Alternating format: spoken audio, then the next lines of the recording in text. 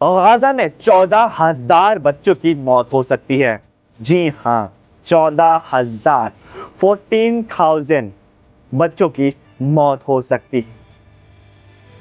इन मासूम बच्चों की मौत का जिम्मेदार आखिर कौन होगा? कोई इंसान या कोई संगठन या फिर कोई और?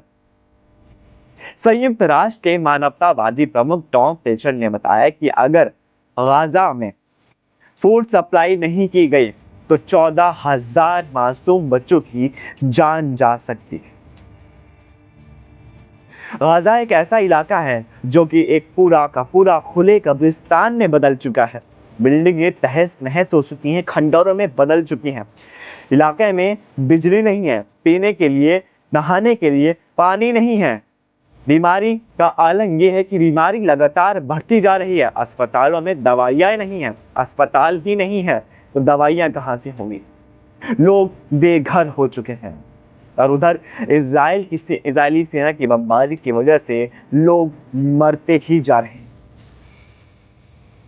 टॉम फ्लेचर ने बताया कि गाजा के लिए 5 ट्रक भेजे गए थे, लेकिन ये एक ऐसा था कि समुद्र में एक बूंद डालने जैसा, क्योंकि गाजा के आबादी के मुताबिक अगर बात की जाए तो गाजा में हर दिन 500 ट्रकों की जरूरत है।